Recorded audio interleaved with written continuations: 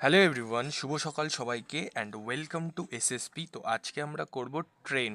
Train সম্বন্ধে যত অঙ্ক আসে, ট্রেন সম্পর্কীয় যত রকম সমস্যা আছে, সব রকম সমস্যা নিয়ে আমরা আলোচনা করব। ট্রেন একটি খুবই ইজি একটা চ্যাপ্টার, যেখানে হচ্ছে একটি ট্রেনের অঙ্ক থাকে, দুটি ট্রেনের অঙ্ক থাকে। ট্রেন হচ্ছে একটা লোককে অতিক্রম করবে, একটা সেতুকে অতিক্রম করবে, একটা সুড়ঙ্গের ভিতর দিয়ে যাবে। অনেক রকম সমস্যা ট্রেনের আমরা দেখতে পাবো। তো এই রকম সমস্যার সমাধানের জন্য আমাদের ট্রেনের কিছু কনসেপ্ট জানতে হবে, যেটা হলো একদমই সোজা রিয়েল লাইফের সাথেই সম্পর্কিত। কারণ আমরা সচরাচর সবাই ট্রেন দেখেছি, ট্রেন কীভাবে চলে সেটাও দেখেছি। ঠিক আছে? তো ট্রেনের অঙ্ক করতে হলে আমাদের কি কি জানতে হবে। এক তো হচ্ছে ইউনিট কি কি আছে, যে ট্রেন হয় মিটার পার সেকেন্ডে চলবে, না হয় কিলোমিটার পার সেকেন্ডে চলবে। তো আমরা প্রথমেই জেনে নিই, মিটার পার সেকেন্ড থেকে কিলোমিটার পার সেকেন্ডে যাওয়ার জন্য আমরা কি করব, 18/5 দিয়ে গুণ করব। এটা কেন হয়, কি সমাচার, আগে ভিডিওতে আমি বলেছি। ঠিক আছে? টাইম অ্যান্ড ডিস্টেন্সের ভিডিওতে বলেছি। সেমভাবে যখন আমরা কিলোমিটার পার সেকেন্ড থেকে কিলোমিটার পার ঘন্টা থেকে, কিলোমিটার পার ঘন্টা যেতে, হ্যাঁ, কিলোমিটার পার ঘন্টা থেকে মিটার পার সেকেন্ডে যাব, তখন আমরা 5/18 দিয়ে গুণ করব। এটা প্রথমত আমরা মনে রেখে দিলাম। এটাই হচ্ছে আমাদের মেন জিনিস, যেখানে হচ্ছে আমাদের অঙ্ক ভুল হয় বা অঙ্কটা সমাধান হয় না। ঠিক আছে?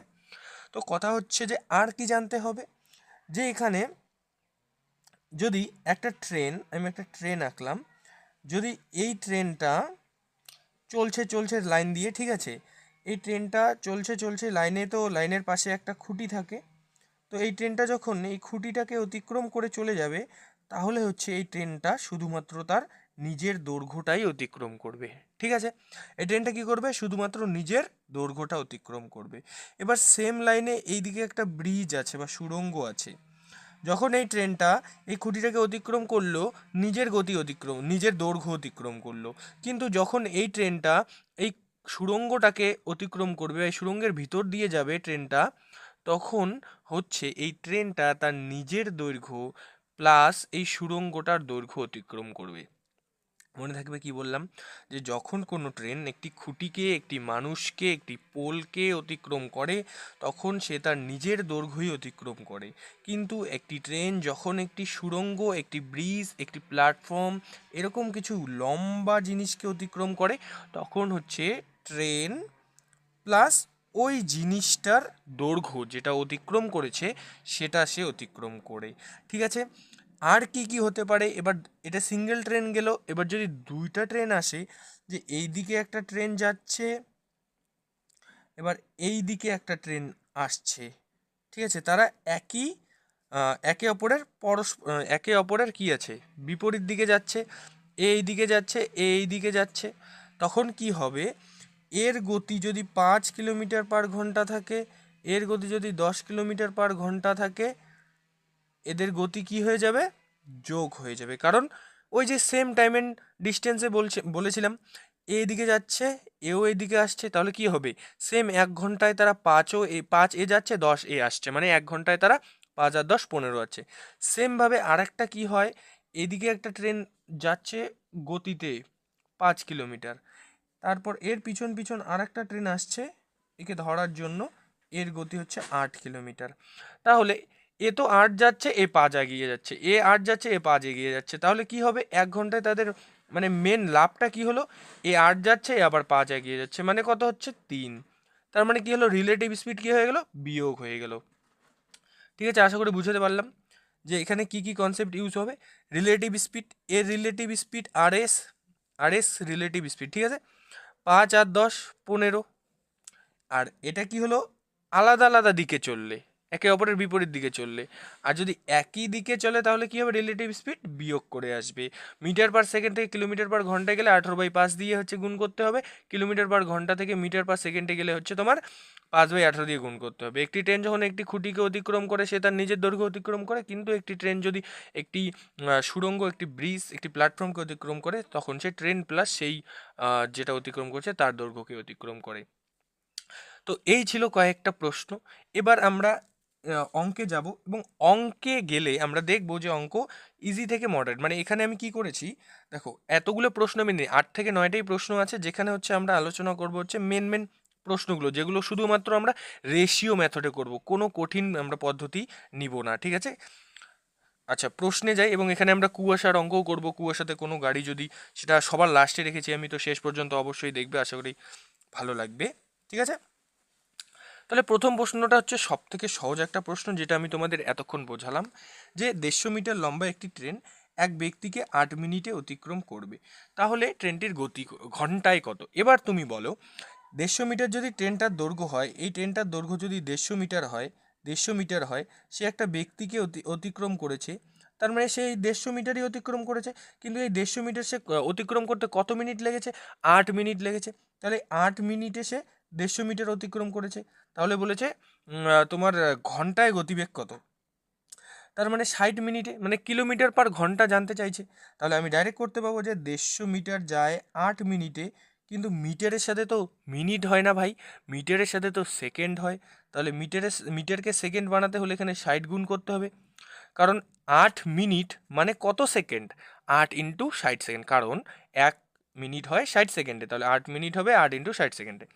এবার এটা কি ভাই? এটা হলো metre per second. Metre per second থেকে কিলোমিটার পার সেকেন্ড যাওয়ার জন্য কি করতে হবে? 18/5 দিয়ে আমাদের কি করতে হবে? ভাগ করতে হবে। কি করতে হবে? ভাগ করতে হবে, ঠিক আছে। তাহলে একটা শূন্য কাটা, 5 দিয়ে 15কে কাটলাম 3, 6 দিয়ে 18কে কাটলাম 3, আর তো কাটাকাটি যাবে না। তাহলে উত্তর কি হবে?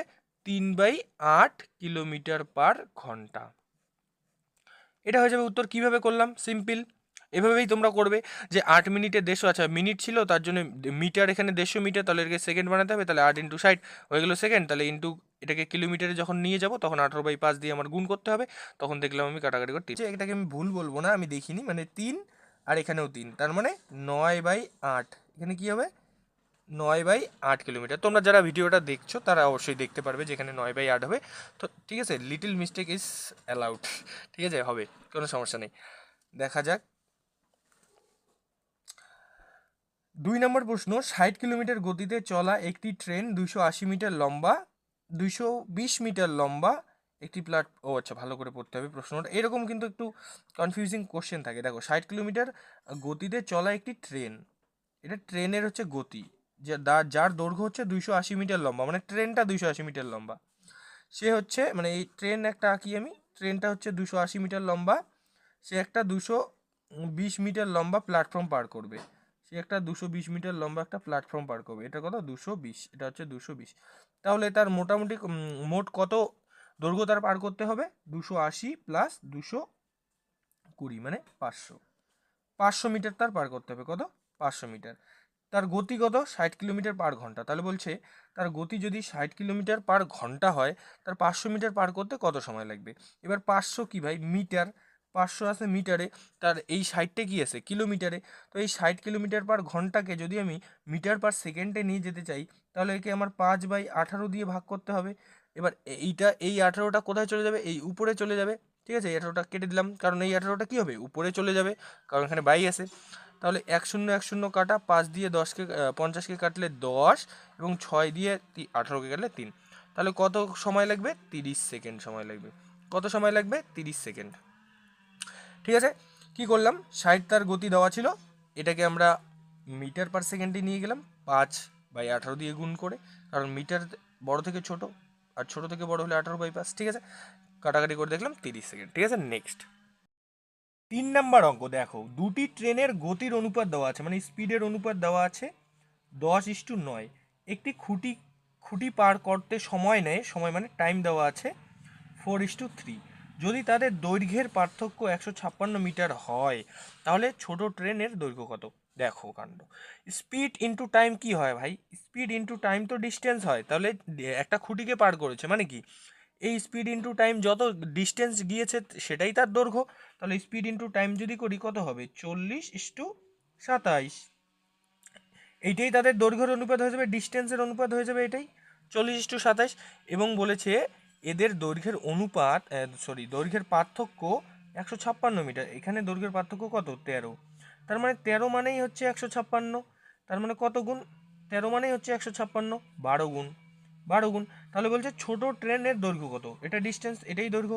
তাহলে ছোট ট্রেনের দৈর্ঘ্য তো ছোট কোনটা? 40 এর 27 মধ্যে 27, তাহলে 27-এর সাথেও 12 গুণ হবে, মানে হবে 300 24, 324 মিটার ছিল ছোট ট্রেনের দৈর্ঘ্য, আর বড় ট্রেনের দৈর্ঘ্য হচ্ছে 4 ইন্টু 40 ইন্টু 12, 4 এবং 48, 480 মিটার। দেখো কাণ্ড কত ইজি। রেশিও মেথডে আমরা যদি ট্রেনের অঙ্ক করি ভেরি ভেরি ইজি হয়ে যাবে, ঠিক আছে। এর পরেরটা যদি তোমরা দেখো তাহলে বুঝতে পারবে। এখানে কি করলাম আমি, এখানে আমি যেটা করলাম সেটা হচ্ছে স্পিড ইন্টু টাইম, আমি জানি ডিস্টেন্স বেরোয়। এবার একটি ট্রেন একটি খুঁটিকে অতিক্রম করেছে মানে কি, সে তার নিজের দৈর্ঘ্য অতিক্রম করেছে, তাহলে আমি ডিস্টেন্স পেলাম 40, আর কারণ স্পিড 10 আর টাইম 4, স্পিড 9, টাইম 3, 27।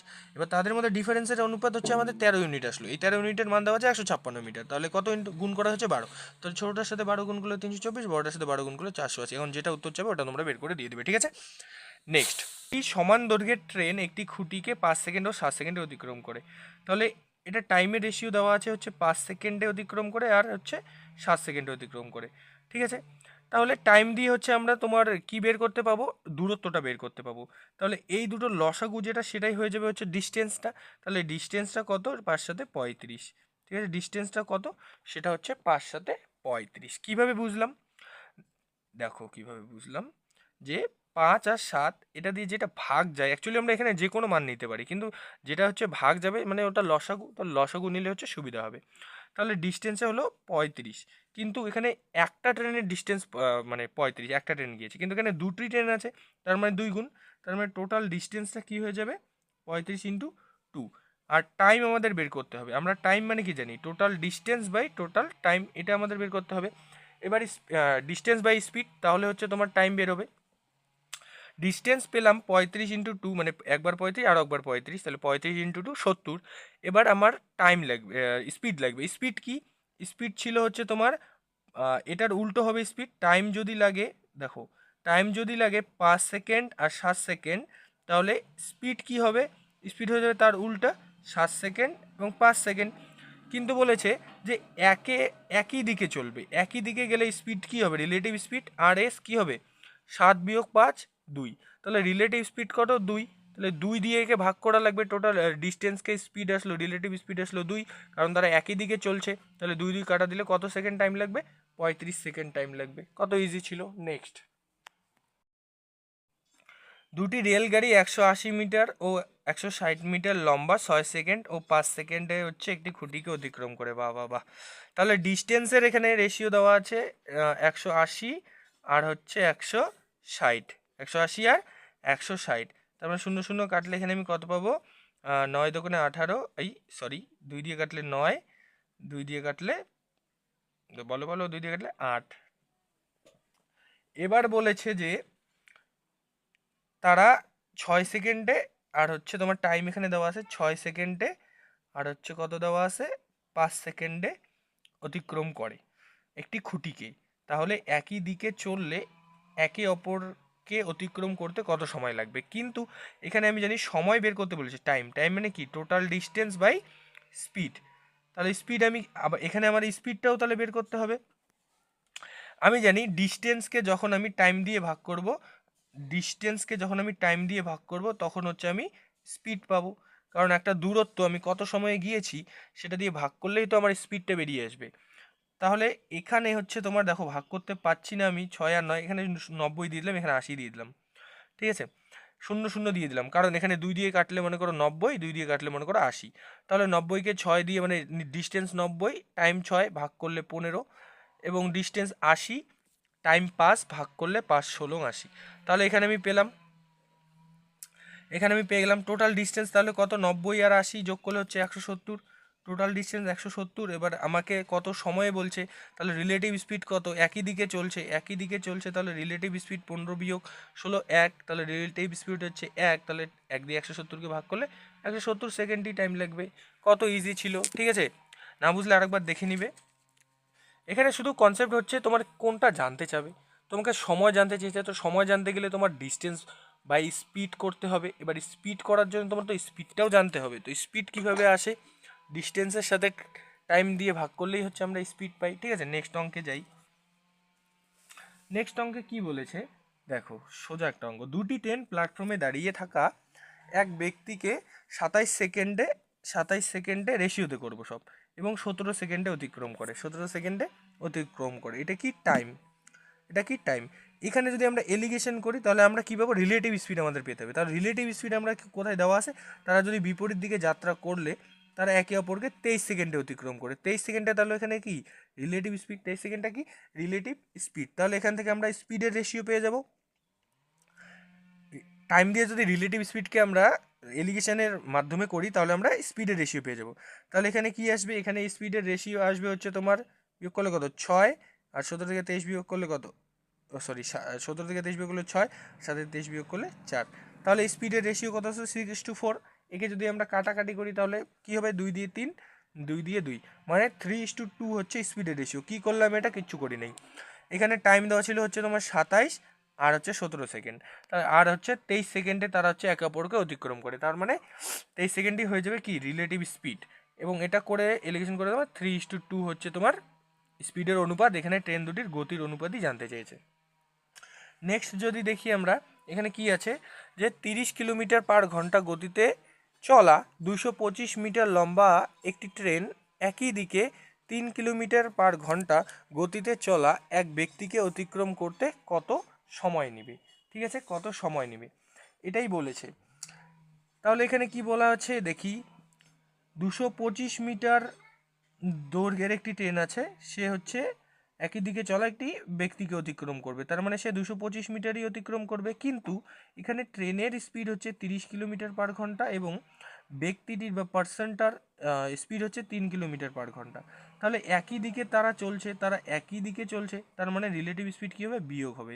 তার মানে রিলেটিভ স্পিড কী আসলো, 27 কিলোমিটার পার ঘন্টা, 27 কিলোমিটার। কিন্তু এটা তো মিটারে আছে, এটা কিলোমিটারে আছে, তার মানে একে 5/18 দিয়ে ভাগ করতে হবে। তো এই নিচের 5/18টা চলে যাবে উপরে, ইন্টু 18 হয়ে যাবে এইভাবে। এটাকে মুছে দিলাম।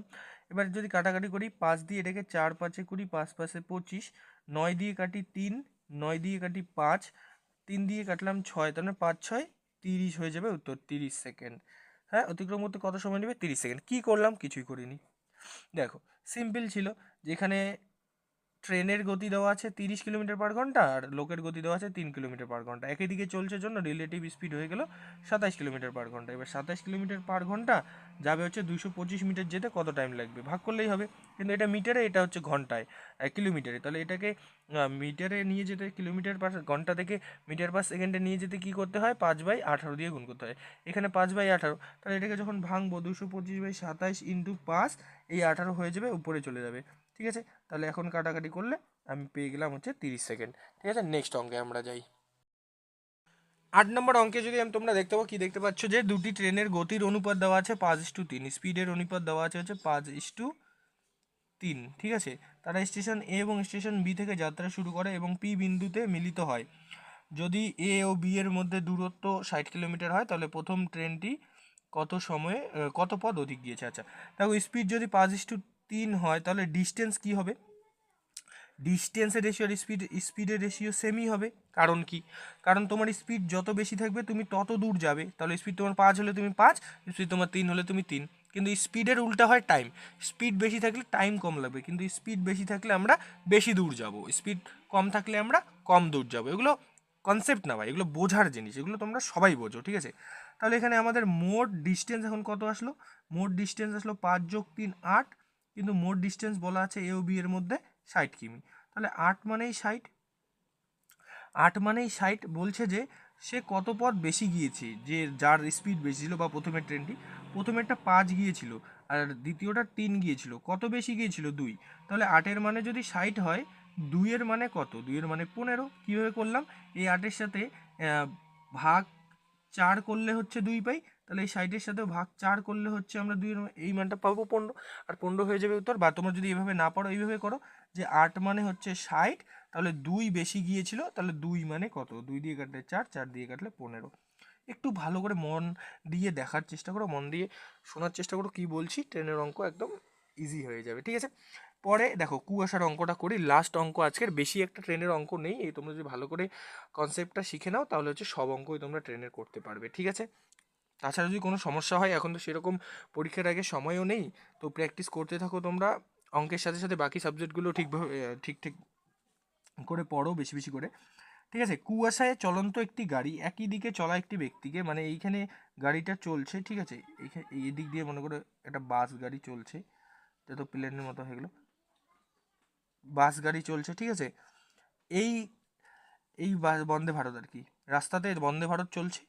এখানে একটা লোক ছিল, একটা লোক ছিল, আমি সুন্দর ছবি আঁকতে পারি, বাহ, একটা লোক ছিল, লোকটার চোখ দিয়ে দিই, একটা চোখ, ঠিক আছে, এটা তো অক্টোপাসের মতো লাগতেছে, এখানে ছিল। তো এই গাড়িটা এই ব্যক্তিটা এদিকে হাঁটছে হাঁটছে হাঁটছে, এটা রাস্তা হচ্ছে আমাদের এইখানের মহাসড়কটা, ঠিক আছে, 4 লাইন।